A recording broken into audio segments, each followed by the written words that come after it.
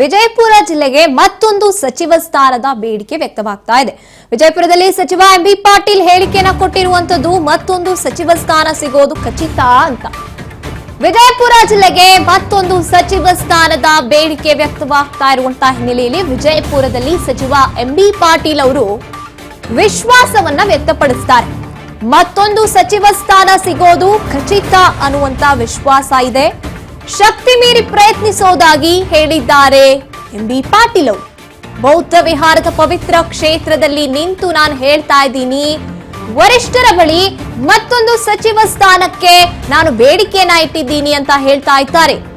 ಯಾರಿಗೆ ಸ್ಥಾನ ನೀಡಬೇಕು ಅನ್ನೋದು ಹೈಕಮಾಂಡ್ ನಿರ್ಧಾರ ಅಂತ ಹೇಳ್ತಾ ಇರುವಂತದ್ದು. ಅದು ರಾಜಕೀಯವಾಗಿ ಇದು ನಡೀತಿರ್ತದೆ. ಅದನ್ನ ಅವರು ನಮ್ಮ ಕಾಂಗ್ರೆಸ್ ಪಕ್ಷದ ಹೈಕಮಾಂಡ್ ಅದನ್ನ ನಿಭಾಯಿಸ್ತಾರೆ. ಅದು ರಾಜಕೀಯವಾಗಿ ಇದು ನಡೀತಿರ್ತದೆ. ಅದನ್ನ ಅವರು ನಮ್ಮ ಕಾಂಗ್ರೆಸ್ ಪಕ್ಷದ ಹೈಕಮಾಂಡ್ ಅದನ್ನ ನಿಭಾಯಿಸ್ತಾರೆ.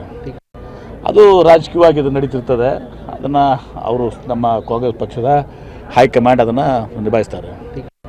ಅದು ರಾಜಕೀಯವಾಗಿ ಈಗಾಗಲೇ ಎಂಬಿ ಪಾಟೀಲ್ ಅವರಿಗೆ ಸಚಿವ ಸ್ಥಾನ ದಕ್ಕಿರುವಂತದ್ದು. ಈಗ ಮತ್ತೊಂದು ಸಚಿವ ಸ್ಥಾನದ ಆಕಾಂಕ್ಷೆ ಇರುವಂತದ್ರ ಜೊತೆಗೆ ಸಿಗತ್ತೆ ಅನ್ನುವಂತ ವಿಶ್ವಾಸವೂ ಇದೆ.